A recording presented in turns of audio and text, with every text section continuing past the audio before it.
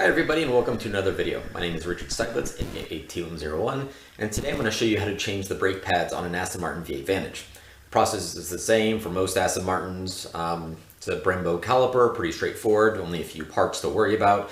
So the process should be the same for the 4-piston and the 6-piston brake calipers. What I'm going to be showing you is up close to see what exactly there is to know about the brake calipers. There's a few different parts in it.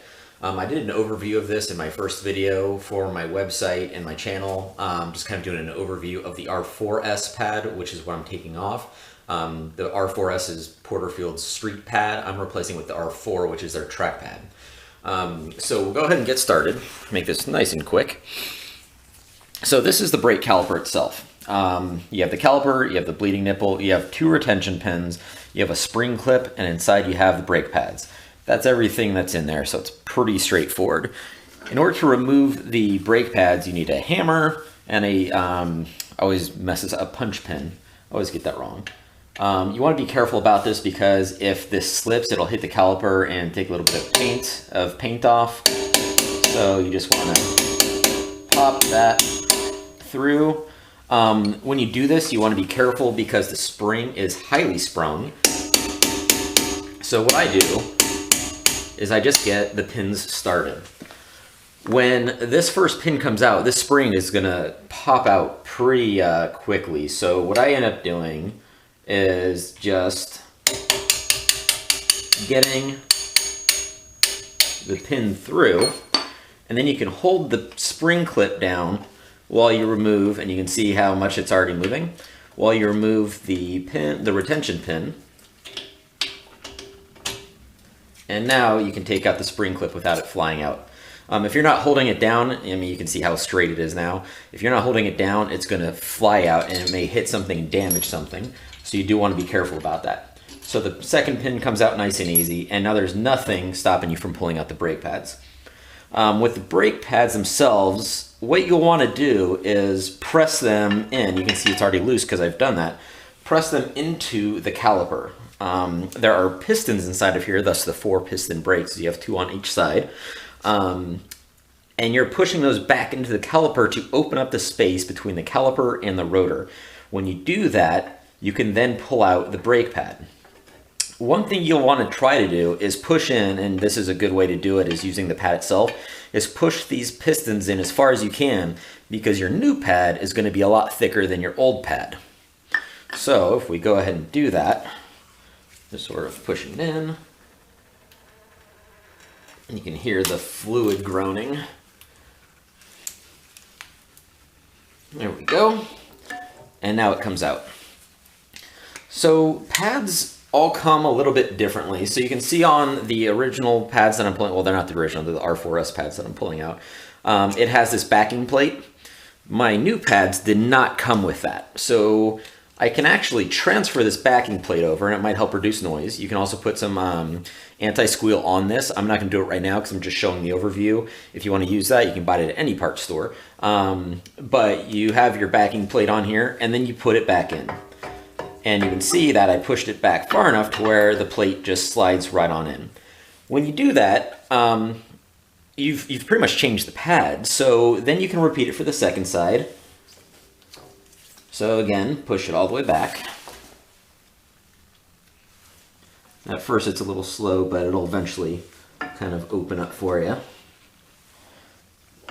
And now that comes out. Same thing, so I've got this backing plate. I can take that off. I'll put it on my new one. Nice and easy like that. And then, and actually, I think you can even see inside of here, you can see the pistons inside. And this is hopefully showing pretty well on here. Hopefully it's focusing. So, having done that, we can slide in the new one, and obviously it goes without saying, the pad surface, the material surface, needs to go towards the rotor. But you slide in the next one. There you go, just like that. So next you want to put in the retention pins to put everything back in place. So you just line it up and you can push it on through, carefully tap in the back side. and I'll tighten that once I've put it in place. Actually, I might as well just do it now.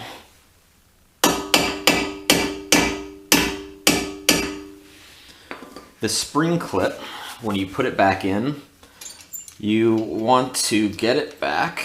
And so what this basically does is it presses against the brake pad to keep them from moving around. So the pins keep them from popping out, and it keeps the spring clip in place while the spring clip pushes against them to keep them locked in place so that you don't have any loose pads inside of your braking system. Because once you hit your brake pedal, you want the brakes to actually work. You don't want to wait for them to seat while all the loose space goes away. You want them to be instant, and that's what the spring clip does.